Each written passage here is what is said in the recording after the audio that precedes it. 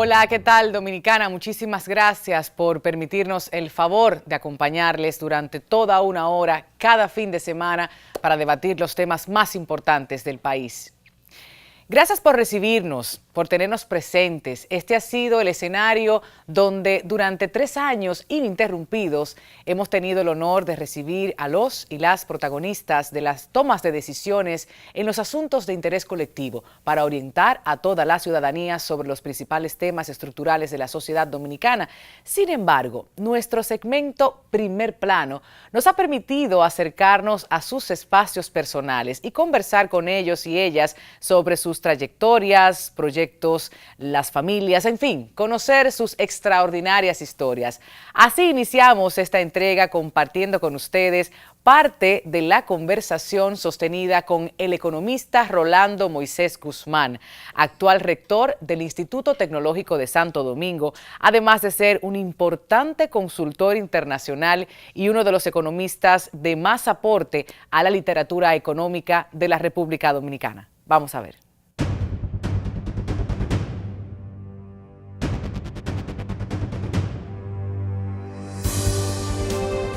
Rolando Moisés Guzmán García nació el 16 de mayo de 1963. Su madre Lucila García y su padre José Antonio Guzmán le vieron crecer sus primeros años en Cotuí. A la edad de 7 años se fueron a La Vega. Comparte su vida junto a Magdalena Lizardo, con quien mantiene un matrimonio de más de 27 años. Fruto de esta unión procrearon 3 hijos, 2 varones y una hembra. Se reconocen sus estudios en economía y matemáticas, aunque su inclinación principal era la literatura y la sociología. Egresó del bachillerato del Instituto Politécnico Loyola, licenciado en Economía de la Universidad Autónoma de Santo Domingo, posee una maestría en Matemáticas Puras por la Universidad de Illinois, así como maestría en Economía Cuantitativa en la Universidad Federal de Rio Grande do Sul, Porto Alegre, Brasil, y la Fundación Getúlio Vargas, Río de Janeiro, Brasil. El también doctor en Economía dirige actualmente el Instituto Tecnológico de Santo Domingo, además de ser un importante consultor internacional y uno de los economistas de más aporte a la literatura económica de la República Dominicana.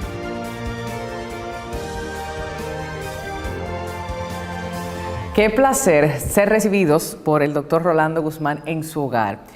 Yo tengo que compartir esta información, doctor, porque la gente debe conocer que estuvimos en su despacho, nos movimos hasta su residencia y en un ambiente maravilloso, muy afable, de mucho calor humano se siente en estas paredes y en este lugar. Así que muchísimas gracias por recibirnos y estar presto para esta conversación en Primer Plano. Muchas gracias a ti, Tatiana. Es un placer recibirte y tener esta conversación contigo. Siempre muy agradable. Sí, siempre nos encontramos en muchas actividades, le hemos consultado para así las cosas, pero nosotros y nosotras nos disponemos a conocer más al ser humano, ese hombre que escribe, que tiene muchas pasiones distintas a las matemáticas, a la economía y a su trabajo y sus aportes en el sector de la educación, o sea, esa persona que la gente muchas veces no tiene la oportunidad de acceder. Vamos a conocerla, empecemos por Cotuí, por La Vega, por Santo Domingo.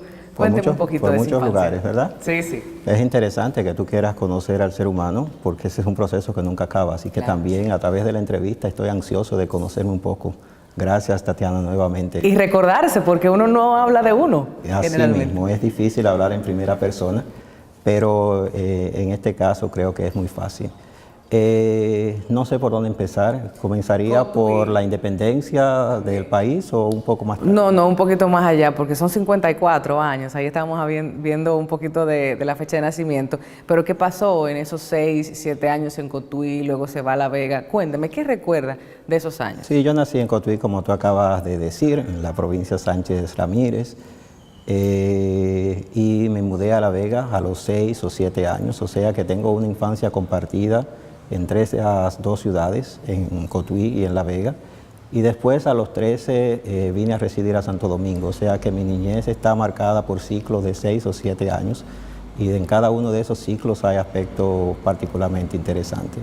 Pienso que en el caso de Cotuí es obviamente un pueblo pequeño, que en aquellos momentos de los años 60 era realmente todavía más pequeño que lo que es ahora, y se sentía mucha cercanía por toda la presencia de la familia ampliada.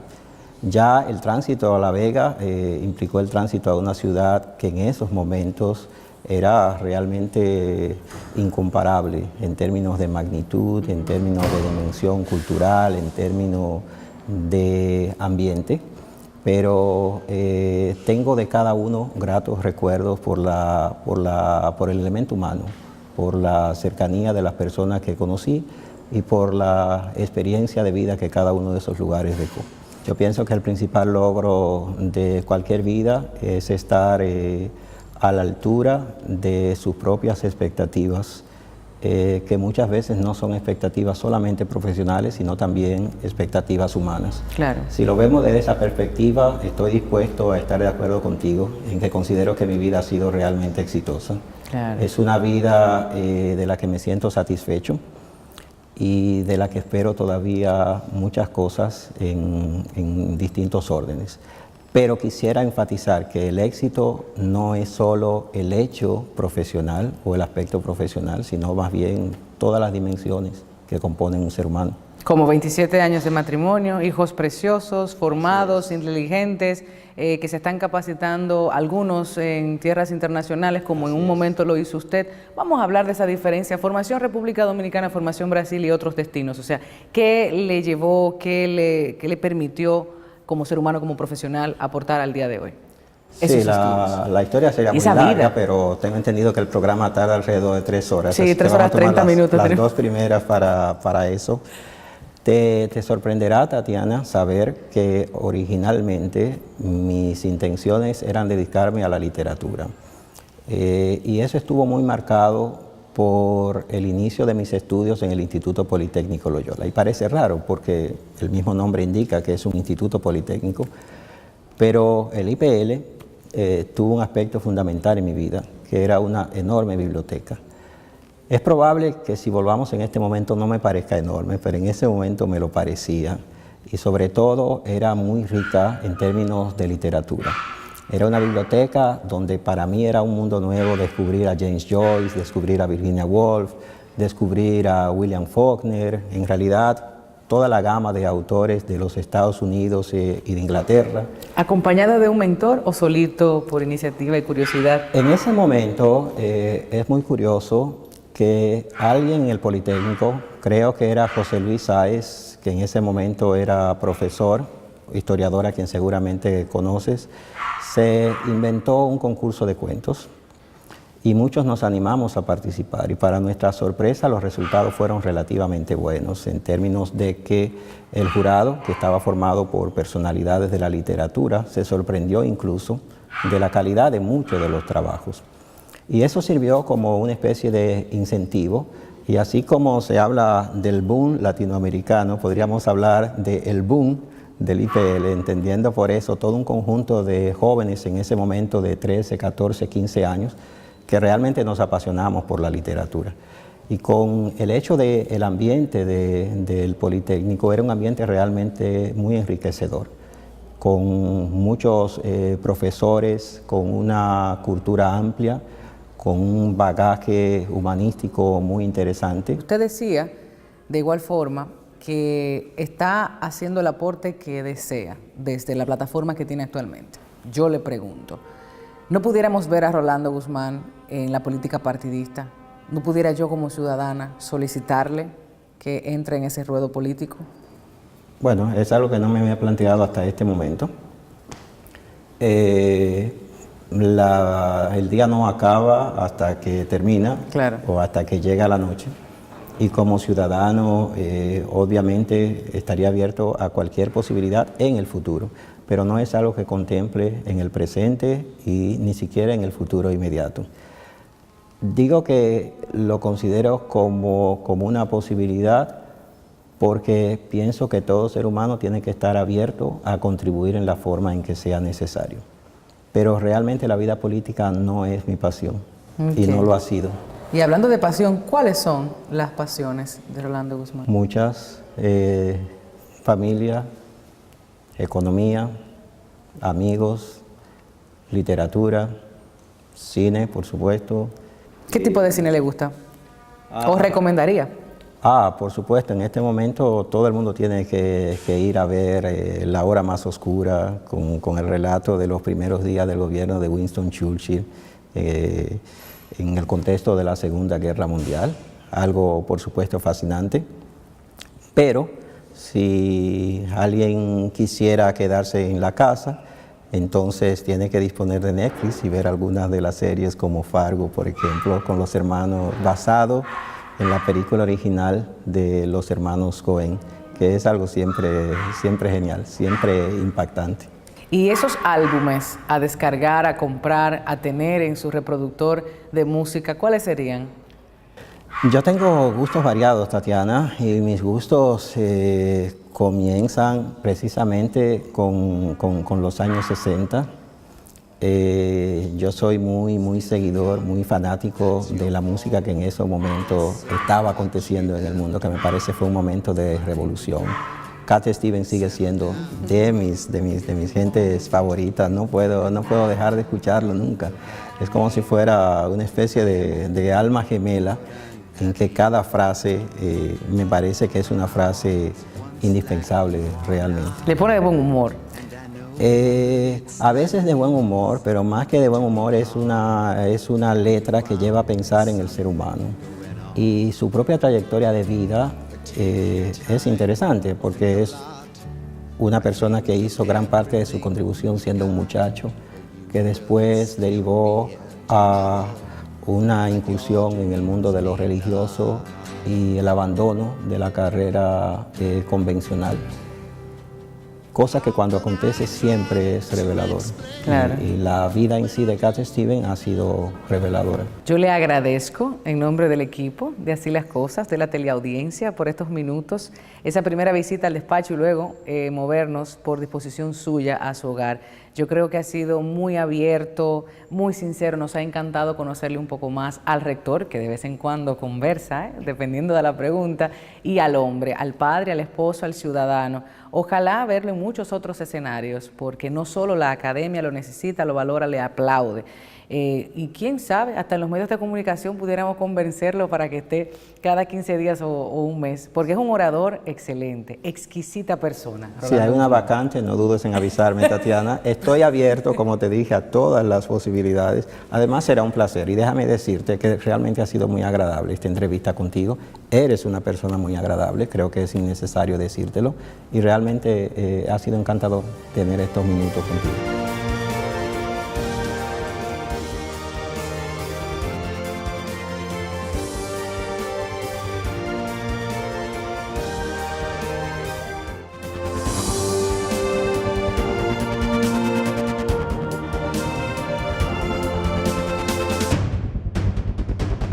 De regreso en Así las Cosas, compartiendo el tercer aniversario, el resumen de nuestros programas.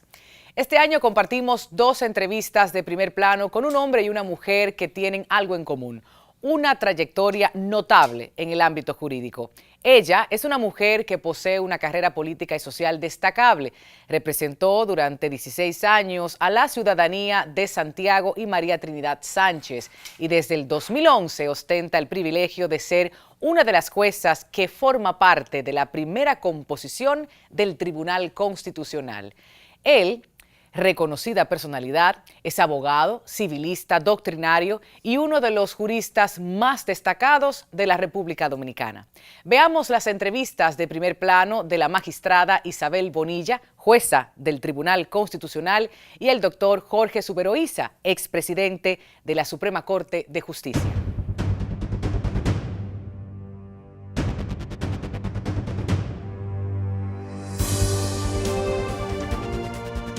Ana Isabel Bonilla Hernández nació en Río San Juan el 5 de abril de 1961. Doctora en Derecho por la Universidad Autónoma de Santo Domingo y posee estudios de posgrado en Ciencias Políticas, diplomados y otros estudios especializados en resolución alternativa de conflictos, así como curso internacional de alta gerencia electoral y consultoría política. Trabajó en varios bufetes de abogados como el Centro Jurídico Bonilla Hernández y la Oficina Jurídica Díaz Bonilla. Fue diputada al Congreso Nacional por el Partido de la Liberación Dominicana en varias ocasiones. Entre sus iniciativas, como congresista, se destaca la Ley General de Discapacidad, la ley que crea el Estatuto del Ministerio Público y la que otorga el salario navideño a las trabajadoras domésticas. Actualmente es jueza del Tribunal Constitucional de la República Dominicana. Hablamos de Gagarin, ese apodo que, bueno, encontramos en otras intervenciones y entrevistas que los colegas de la prensa escrita han hecho, pero es bueno saber cómo era esa etapa de niñez, cómo era María Trinidad Sánchez en ese momento, esos años que transcurrieron en los primeros de su andar. Unos cuantos pequeños. Unos cuantos. Hace unos días. Bueno, realmente mi papá me puso Gagarin en honor a Yuri Gagarin, que en el año 61 el astronauta ruso estaba en órbita en el espacio, y mi papá me puso así. Cuando a lo largo de mi vida alguien me llama Gagarin, pues yo lo conecto con Río San Juan, que es el sitio donde nací y donde pasé mis años de infancia. Una infancia muy feliz, muy feliz, muy feliz. De ella tengo el mejor recuerdo, al lado de mi abuelo, que es la persona a la que más he querido en mi vida. El abuelo. El abuelo. Yo me crié en un hogar muy pobre, muy humilde, sí, pero muy unidos. 23 hermanos, tenemos sí, entendido. Sí, pero no todos somos de los mismos padres. Pero sí, yo tuve tengo dos hermanos mayores, sí, mi hermana Argentina y mi hermano Julio César, que en verdad fueron como mis segundos padres. Ellos me asumieron en todos mis gastos, me formaron profesionalmente. Y mi hermano es mi referente porque fue que me enseñó desde muy jovencita a leer. Ya yo a los 13 años había leído Los Miserables, Raíces, Papillón, esa literatura clásica, gracias a él, y lo he conservado.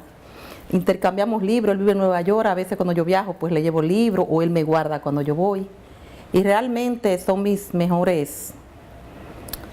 Mi gente más cercana y mis afectos en cuanto a mi familia de origen. Y mi hijo Luis Osvaldo, que ese es el dueño de mi vida, el centro de mi universo. Claro. Y por quien yo prácticamente he tratado de no hacer nada que cuando lo mencionen a él pueda sentir vergüenza de su mamá. Son mis nortes en mi vida. Pero mi abuelo ha sido una persona determinante para mí, porque en un trayecto de mi vida mis padres se separaron y nosotros nos criamos con nuestros abuelos. Y él fue ese referente de padre amoroso. Realmente yo era su nieta favorita. Y había una relación demasiado cercana entre nosotros. Él era carretero en Río San Juan, o sea, ya era un pueblo muy pequeño que no tenía mucho desarrollo en esa época, y él transportaba mercancías, materiales de construcción, y toda mi generación, de mí hacia abajo, si no nos montamos en la carretera y nos dieron nuestro correazo, pues no nació allá. No es originario. Sí, mi abuelo era un personaje del folclore de Río San Juan, amado por todo el mundo.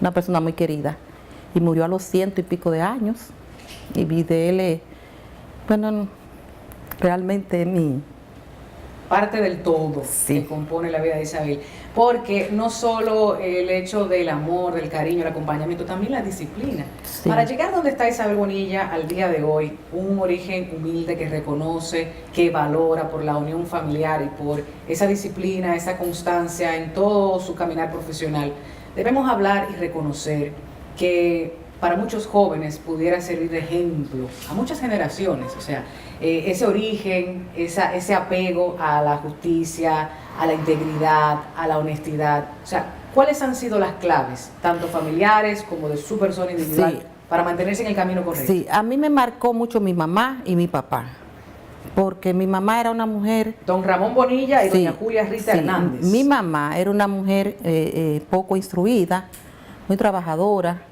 con muchos hijos, entre ellos había una pequeña con síndrome de Down. Se quedó con todos esos hijos al amparo de nuestros abuelos. Y mi mamá lavaba y planchaba por paga, y hacía comida en eventos del pueblo que la mandaban a buscar, y trabajaba como doméstica en casas de familia. Pero decía, yo me fajo yo, pero a mis hijas no las alquilo. Porque antes se usaba mucho que las familias grandes como mandaban las muchachas a trabajar y a hacer bandado y eso. Mi mamá nunca aceptó eso. Y mi mamá era una mujer muy trabajadora, extraordinariamente trabajadora. Yo recuerdo, el otro día hablaba con Milton, el presidente del tribunal, sobre eso, que a mi mamá se le hinchaban mucho las uñas de tanto lavar y le sangraban. Wow. Y ella ponía las manos así porque le dolían de tanto lavar. Y al otro día tenía que volver a lo mismo. Y a mí esa imagen nunca se me ha quitado de la mente. Y fueron muchos años. Muchos años. Con mucha dignidad. Nosotras empresa. lo ayudábamos, mi hermana mayor y yo. Nosotras lo que hacíamos era que entregábamos la ropa a las casas. Yo recuerdo que me ponían una batea en la cabeza y las perchas en los dos bracitos. Y yo iba a las casas a entregarla. Pero lejos de que mi mamá hiciera, que ese trabajo la hiciera como subordinada, mi mamá siempre mantuvo la altivez. O sea, ella trabajaba, pero ella no se dejaba humillar. O sea, de una mujer como con mucha dignidad, sí, de carácter. Y mi papá era un hombre extraordinariamente trabajador. Era maestro constructor, muy inteligente. Estudió por correspondencia y le discutía a los ingenieros, a los arquitectos, porque él no tenía formación académica, pero sí conocía mucho su trabajo. Y siempre nos mantuvo bajo un paradigma. Hay que trabajar, pero todo el dinero no se gana. Entonces él decía que no nos iba a dejar ningún capital, pero sí nos iba a dejar un nombre que no nos avergonzara. Entonces, esos son mis paradigmas. Yo pienso que el ser humano tiene que tener hábitos de trabajo y tiene que tener honestidad. Mi madrina, que es Telma Guzmán, que es una señora de la clase más elevada económicamente del pueblo, me inscribió en la universidad, mi primera inscripción, que yo era su ahijada. Entonces, doña Josefina, que siempre como que me amadrinó un poco, me ayudó a prepararme para venir a la capital, y en casa de mi hermano mayor y de mi hermana Tita, me inscribí en la UAS. Pasé todo el trabajo del mundo. A veces no tenía pasaje. No tenía pasaje a veces, íbamos a la embajada, a esos grupos que se forman bajo las matas de la UAS. Y una de mis letras, de mi asistente hoy en el tribunal, trabajaba, era de Río San Juan, y ella, bueno, se encargó de mí, me daba pasaje, me ayudaba con los libros, compraba los libros y ponía el nombre de las dos. Estudiábamos juntas, y una vez caminé, ¿tú te acuerdas de las guagonas Trate? Sí, claro. Bueno, yo en esa época vivía en Villafaro, de aquel lado. Nada más me daban un toquincito o los 2 pesos para la monedita de la guagua. Y la guagua se dañaba muchísimo. Y cuando esa guagua se dañaba, que no pasaba. Yo quedaba sin tener cómo llegar. Caminé desde el malecón hasta el parque Enriquillo. ¿Pero malecón a qué altura? Aquí en el alma mater. Para allá. Sí, a pie.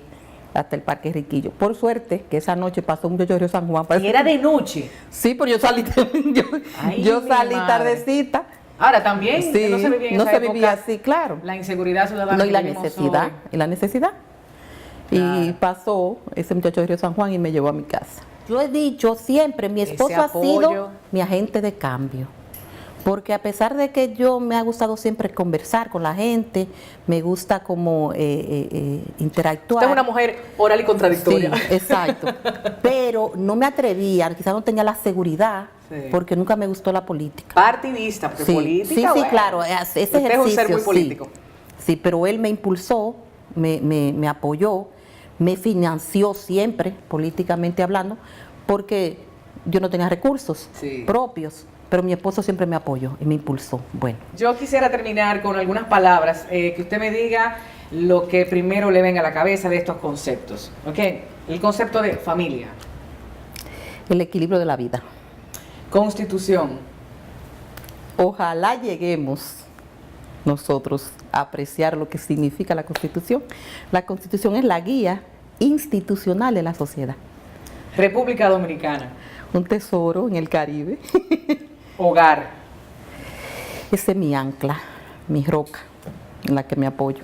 Mujer. Hoy me preguntaron, ¿cuál es mi lucha como mujer?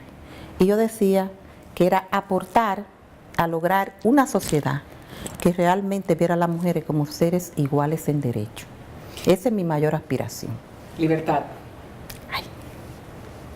La libertad es como lo máximo para el ser humano. Yo no pudiera vivir en una dictadura, yo no pudiera vivir reprimida, yo no pudiera vivir reprobada.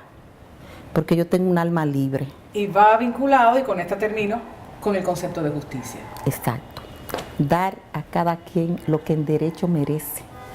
Pero la justicia constitucional no es la mera aplicación del derecho en línea recta, porque hay muchas zonas grises que la justicia constitucional debe llenar con la interpretación. Entonces, para mí, en mi rol de juez constitucional, yo tengo un norte. Aplicar justicia con independencia, con imparcialidad, pero con sensibilidad social. Porque en la justicia, en cualquier rama, casi siempre, los sectores más favorecidos y más influyentes son los que menos necesitan la justicia.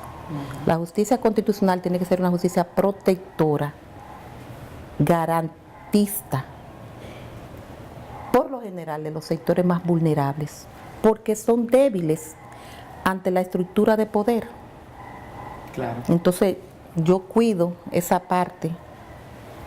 Cuando fui política y legisladora, sentí que representaba esos sectores. Y ahora como juez, mi compromiso principal son esos sectores. Porque tú una sentencia en favor de sectores vulnerables, Claro. estás impactando un cambio en la vida de esa gente, que eso es inconmensurable. Y es inevitable para cualquier curioso de derecho, estudiante, toparse, tener que recurrir a uno de sus textos durante la carrera o hasta para consulta. Nos ha pasado. Así que por ese legado también muchas gracias. Y debemos hablar de eso que se dice fuera de sentencias. ¿Qué tanto dejó de decir o dijo fuera de sentencias Jorge Suberoiza? Fuera de sentencia. Sí, a propósito de ese texto que usted publicaba, no siempre ha hablado por sentencias. Bueno, porque yo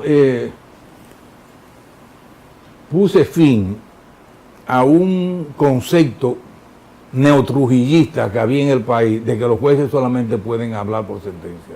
Y yo decía, no. Los jueces están en la obligación de defenderse cuantas veces los atacan sin ningún tipo de razón. Por eso es que yo escribí, fueron 2 volúmenes, que no siempre he hablado por sentencia, donde yo exponía mis criterios. Yo fui, y lo confesé desde el principio, un juez atípico. Primero, yo jamás, en mi vida yo pensé que iba a ostentar una posición de juez, mucho menos presidente de la Suprema Corte de Justicia. Entonces yo quería transformar la administración de justicia, y para transformarla tenía que comenzar diciendo que habían cosas que no se podían decir en la sentencia y que no podíamos esperar que viniera una sentencia para decirla. Entonces, por eso yo creo que las mayores intervenciones mías en la vida pública como juez fueron fuera de los tribunales, fueron de la sentencia, aunque dentro del tribunal. Por eso es que realmente yo casi nunca hablé por sentencia, fue todo lo contrario. Yo hablé más fuera de sentencia que por sentencia.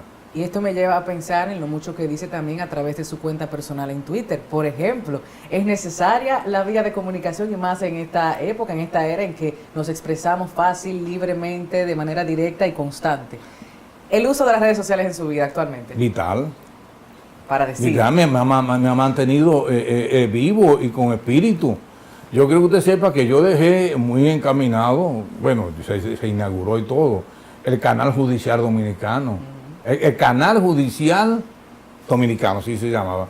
¿Cuál era? Eran redes sociales, pero con canales abiertos, con la posibilidad de que todo el mundo pudiera intervenir. Yo tenía, siendo presidente de la Suprema, una cuenta donde se comunicaban directamente la gente conmigo para las quejas.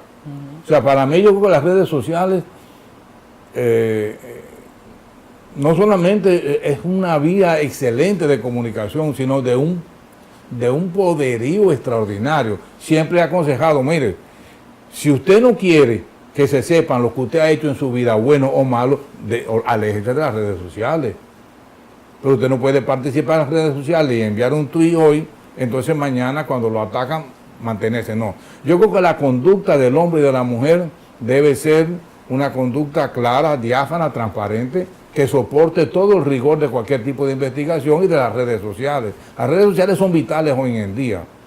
Hoy en día se considera que esas redes sociales constituyen micropoderes que son capaces de maniatar a los gigantes, de maniatar incluso al poder político, de maniatar al propio Estado. Las redes sociales son capaces de eso y se ha demostrado a través de la historia reciente en más de una ocasión. Con muchísima fortaleza, sobre todo en Latinoamérica. Y si usted quiere seguir el debate público en materia política, legal, hasta jurisprudencial, siga la cuenta del magistrado que está ahí, bueno, en pantalla. A propósito de eso, también tenemos que hablar de los aprendizajes. Desde el proceso Consejo Nacional de la Magistratura que le elige como presidente de la Suprema Corte de Justicia y en adelante esos años que usted hacía referencia, en términos humanos, en términos profesionales, ¿cuáles han sido los mayores aprendizajes de todos esos años?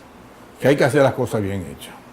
Yo rechacé más del 50% de los reconocimientos que me propusieron hacerme en la Suprema Corte de Justicia, porque yo decía que no necesitaba reconocimiento, porque ¿para qué me iban a hacer reconocimiento? Porque el que hace las cosas bien hechas necesita reconocimiento. Sin embargo, había reconocimientos que yo no podía rechazar. Yo no podía rechazar un reconocimiento que me hiciera, por ejemplo, en la Universidad Autónoma de Santo Domingo. Claro. Yo no podía rechazar un reconocimiento de profesor meritísimo como que me hizo la UNIBE, donde yo fundé su escuela de Derecho. O hijo meritísimo del municipio. O hijo de... Exacto. Y huésped distinguido prácticamente en todos los municipios. O sea, en San José de Ocoa. Pero yo entiendo que esos reconocimientos no tienen valor, por lo menos, pero a pesar de que digo, ese 50% yo lo rechacé. Y yo compartí, y con esto vuelvo quizá un poquito atrás, yo tuve buenos alumnos, pero mis compañeros de trabajo, porque no fueron, o sea, con lo que yo tuve en la Suprema Corte de Justicia fueron compañeros de trabajo. Yo no fui jefe. A mí nadie me vio en la Suprema Corte de Justicia como un jefe, sino como un compañero de trabajo con un propósito común.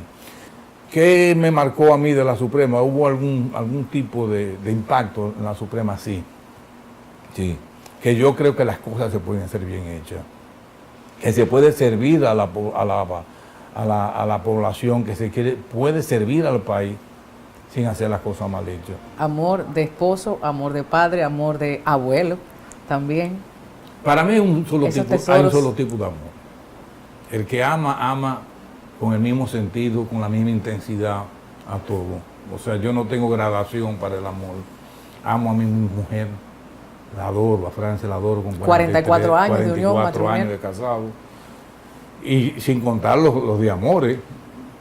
Los de amores, nosotros tuvimos amores desde que yo estaba en la universidad, en el último año de la universidad. Toda una vida juntos. Toda una vida juntos. Con mis hijos los adoro a los 3. Mis 6 nietos, incluyendo las 2 hembritas, son realmente... Pero, a pesar de que son amores distintos, pero yo digo, quiero englobarlo en el mismo concepto de amor. La pasión que siente uno, la mortificación, el cariño, la tristeza, la alegría que se siente por cada uno. O sea, aparte de la ley, aparte de la justicia, de la política en República Dominicana, ¿cuáles son sus demás alimentaciones? Mire, yo en la oficina trabajamos mucho, pero debo hacer una aclaración, solamente como asesores o como consultores. Porque yo hice un juramento cuando dejé en la Suprema Corte de Justicia, es que yo jamás iba a ir volver a un tribunal en rol de litigante, ni que mi nombre iba a figurar bajo ninguna circunstancia, en ninguna instancia, en ningún escrito dirigido a un tribunal. Porque si yo tuve el valor de tronchar la carrera de mis 2 hijos, de 2 que son abogados, que yo le prohibí el ejercicio de la profesión, y tuvieron que dedicarse a otra cosa hasta la fecha de hoy, porque cuando yo dejé la Suprema Corte de Justicia, tenían tanto tiempo inactivo, a pesar de tener mucho tiempo de graduado, que se le olvidó el derecho. Entonces ya no tenían tiempo de recuperarse para volver para comenzar a ejercer la profesión. Entonces se dedicaron a otras cosas. Entonces por eso yo, desde el principio, el concepto de la oficina fue de asesoría y de consejería. El que quiera litigar tiene que buscar a otro abogado. Nosotros no litigamos ni permitimos que el nombre de nosotros aparezca ningún escrito judicial. Pues yo decía que no era ético, es legal, pero que no era ético de mi parte volver a los tribunales, decirle magistrado o pedirle en unas conclusiones a un magistrado que fallara en una manera que a lo mejor lo poníamos en un apuro. El valor del tiempo, magistrado. Con esta cerramos. Bueno, yo creo que el valor del tiempo, uno de los problemas que tenemos es que no sabemos aprovechar el tiempo, incluso no sabemos aprovechar la vida. Eso es un tema de edad, es un tema de espíritu, y mire cómo habla este caballero y nos ha concedido todos estos minutos para conversar con usted. Gracias, de corazón, y gracias en nombre de todo el equipo de Así las Cosas y de la teleaudiencia, que yo sé que ha disfrutado muchísimo de nuestra conversación. Muchas gracias a ustedes. Continuamos.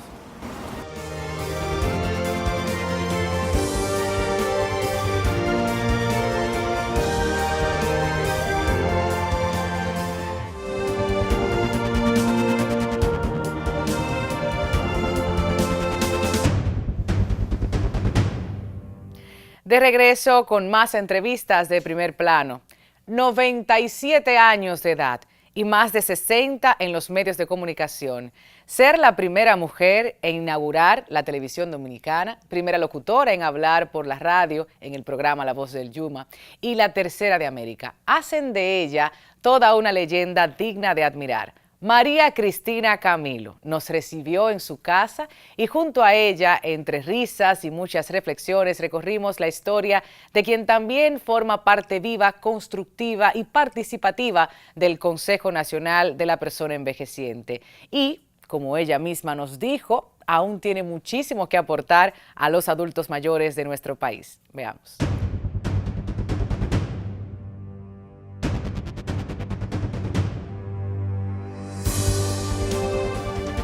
Qué placer tener a una mujer como usted en el primer plano junto a todo el equipo y estos minutos que de antemano le agradezco nos haya destinado. Gracias, Tatiana, gracias. Tú no te puedes imaginar lo que yo te agradezco esta entrevista. Porque fíjate, desde que te vi dije, aquí hay una fuente de amor. Y en verdad no me equivoqué. Nosotros tenemos que compartir eso con la gente.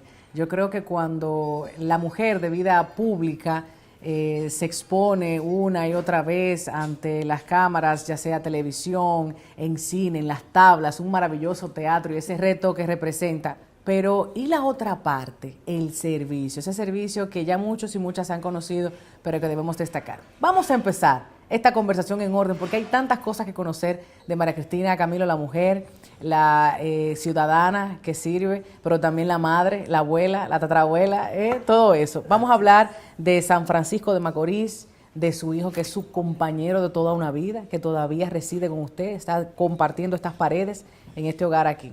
Cuénteme.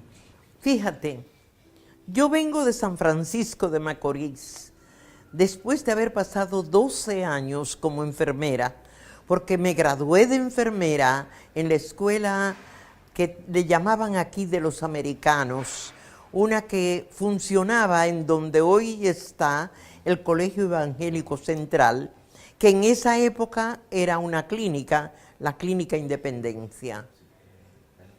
Yo me había graduado en esa escuela y trabajaba en mi pueblo con mucho amor y mucha entrega. Tanto así que cuando iban los pacientes a la clínica del doctor Antonio Tejada Guzmán, que era mi director y mi dueño de clínica, todo el mundo decía, yo quiero que sea Marita, como me decían en esa época, la que me atienda. Y fueron muchos los niños que nacieron en mis manos. Y muchos, pero muchísimos los pacientes a los que yo me dediqué por amor a atenderlos hasta que recuperaran su salud. Pero el sueldo que llegué a ganar a través de los años no era más que 20 pesos al mes. Imagínate, yo que tenía un hijo que ya pasaba a hacer el 8º curso, y yo que también tenía mi madre y mi padre a quien tenía que cuidar y atender, eso no me alcanzaba. Entonces pensé, voy a pedirle aumento, Pedí el aumento y él me dijo que no me podía aumentar. Lo que decidí fue venir aquí a la capital, porque en el hospital, que en esa época era el non plus ultra de los hospitales, el Marión, estaba dirigido por un médico que había estudiado conmigo el bachillerato, que nos queríamos mucho y éramos compueblanos. Y yo dije, allí yo voy a conseguir que por lo menos me paguen 50 pesos. Que era más del doble. Que era muy buen sueldo en esa época. Bueno, pues yo vine cargada de ilusiones y con fe en el Señor, en que me encontraría el trabajo necesario para cubrir mis necesidades. Y cuando llego donde una prima que vivía aquí en la capital y me había invitado a que viniera a pasarme unos días donde ella, Trina Amarante de Sánchez, cuando llegó ahí, coincidió de que me invitaran al programa El Bazar del Aire, que se realizaba en La Voz del Yuna, que era en esa época, porque te estoy hablando del año 1948. Pues la otra prima me dice, ¿tú me acompañas al programa? Digo, ¿cómo no? Con todo el amor. Y fuimos al programa y allí se presentó la voz de oro que le decían en esa época a Ramón Rivera Batista, el locutor, y dijo, su atención por favor, se solicitan los servicios de 5 locutores. Se requiere que sean bachilleres, que tengan buena voz y buena dicción. Yo le dije a mi prima que estaba a mi lado, voy a venir a solicitar eso. Ella lo único que me hizo fue con el codo como diciéndome, mira loca. Pues sí, al otro día me presenté al despacho y cuando llegué a donde el dueño de la empresa, que era Petán Trujillo, me reconoció porque él había ido a mi pueblo, que tenía ya una noviecita, y le habían hecho un agasajo en el club de San Francisco de Macorís, y me había visto muy activa, porque yo era muy activa. Todavía lo es. Todavía, gracias a Dios. Y me dice, oh muchacha, ¿y qué tú buscas aquí? Le dije, vine por lo del anuncio. Dice él, ¿y qué anuncio? Oh, el de locutora. ¿Pero tú eres locutora? No, pero soy bachiller, tengo buena dicción, pruébeme la voz. Me mandó a hacer seguido una grabación y me dijeron, después de haberme hecho la grabación, váyase, que cuando se le necesite se le avisa. Y ya usted sabe, yo me fui muy serena y cuando llegué donde mi prima, le conté cómo me había ido y me dijo, óyeme, pero tú eres fresca. Y yo le dije, bueno, el que no se arriesga no pierde ni gana. Y efectivamente, a los pocos minutos llegó un jeep y dice, aquí es que vive María Cristina Camilo. Le digo yo misma soy. Dice, el mayor la manda a buscar. En esa época él tenía el grado mayor del ejército. Después fue que adquirió el de general. Y entonces, pues inmediatamente me monté en mi jeep. Cuando llegué a la empresa, me encontré con que ya estaba nombrada y se me asignó a que fuera con una minuta a donde el jefe de locutores, que era Julio César Félix, que le decíamos Bubito, a que me instruyera cómo yo debía conducirme ante los micrófonos. Pero aquí hay varias cosas, María Cristina, y no debemos dejar de mencionar a esas mujeres que sirvieron para que su formación sea más consolidada, su dicción. Usted mencionaba que las monjas fueron las primeras que le enseñaron a conversar, esa dicción, esa rectitud en las palabras que todavía conserva de manera magistral. O sea, escucharla a ella es a una profesora, una maestra de la palabra hablada. Y también mencionar si habían o no mujeres en ese equipo, cómo fue vista. Vamos a contextualizarnos y a repetir época de Trujillo. Sí. Una época en la que todavía ni en el mundo del espectáculo ni profesionales, ya hablamos de una mujer que había hecho mecanografía, taquigrafía, venía con 2 bachilleratos, uno en naturales, otro en sociales. O sea, estamos hablando de una mujer no solamente inquieta, sino extremadamente bien preparada, y en esa época se hacía notar, se hacía escuchar. Así es. Y sobre todo que tenía fe y la decisión de triunfar. Fíjate, a mí las monjitas que eran las del Colegio Inmaculada Concepción de la Vega, donde a mí me formaron, que estuve allí desde que llegué, que era una chicuela, hasta que llegué al 8º curso, ellas me enseñaron a hablar. Y por supuesto, por eso yo sabía que tenía buena dicción. Tanto así que cuando yo llegaba donde mis amiguitas a mi pueblo, me decían, ay, pero tú sí eres fisna. Como que se burlaban de que yo hablaba muy bien y no excluía ninguna S. Entonces, o utilizaba la jerga juvenil del momento. Así es, así tal cual es. ahora tenemos pero la nuestra. Fíjate, en esa época la mujer era considerada que nada más debía ser ama de casa. Muy pocas mujeres se preparaban, muy pocas, pero ya había la inquietud en mi pueblo de que no podían quedarse atrás. Y casi todas estudiaban para maestra. Yo dije que no iba a ser maestra, no, yo quería hacer algo especial. Yo tenía la inquietud de que sabía que tenía que prepararme. Y aunque era difícil, porque era muy difícil en aquella época abrirse camino, yo decía, yo rompo barreras, pero tengo que hacerlo, porque yo siempre pensé, tengo un hijo, y a ese hijo yo tengo que hacerle el camino más llevadero, pero llevarlo hasta la cima, como en verdad sucedió. Mi hijo, gracias a Dios, hizo una profesión maravillosa porque vio en su madre el ejemplo de que querer es poder. Estamos hablando de Danilo González Camilo. Danilo González Camilo, Su mi único único hijo, la razón de mi vida. No lo hubiera logrado porque no hubiera tenido el motivo para poder luchar y abrirme camino.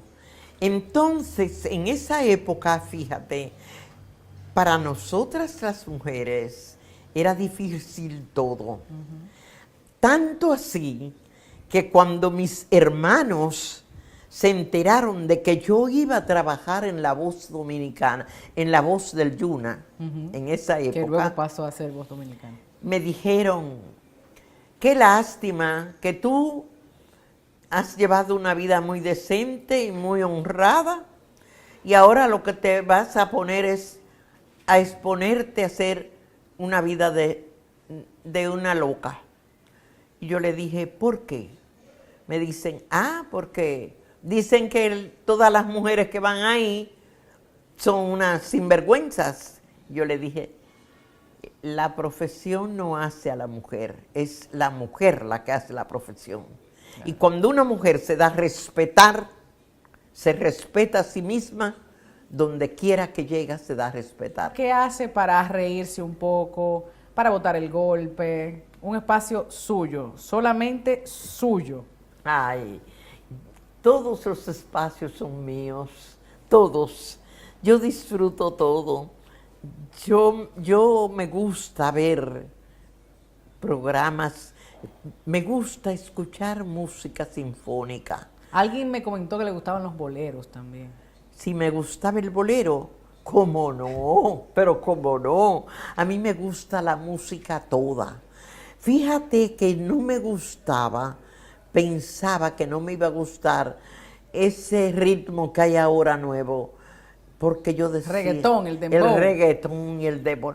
Yo decía como que yo no le encontraba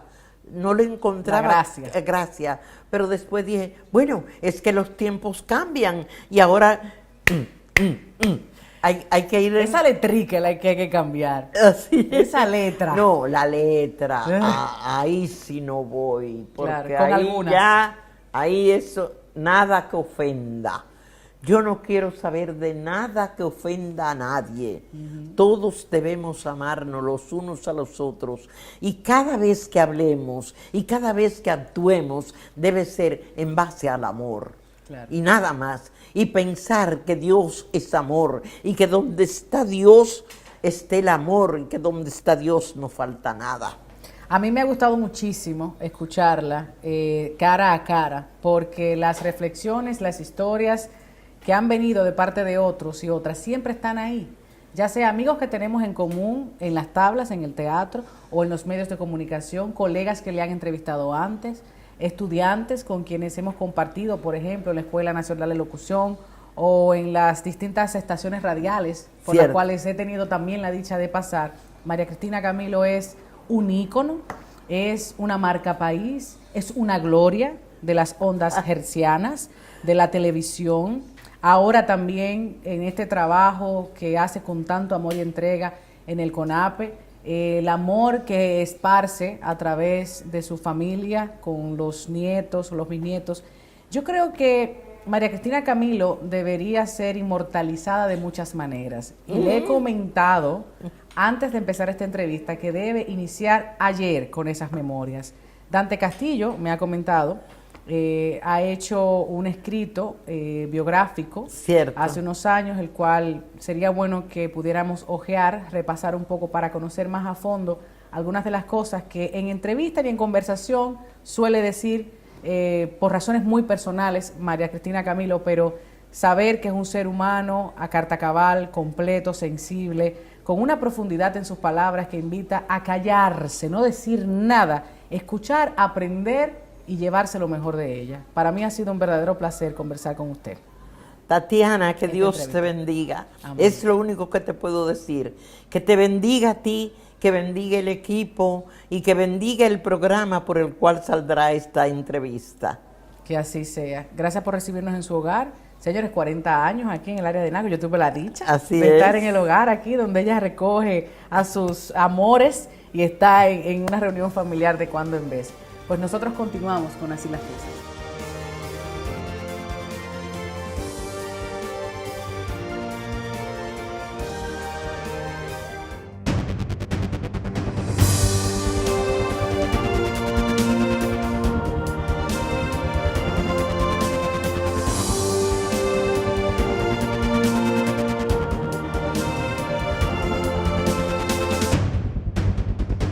De esta forma llegamos al final de nuestras entregas especiales sobre el tercer aniversario de Así las Cosas. Han sido muchos reportajes, muchas entrevistas y sobre todo debates en nuestras mesas.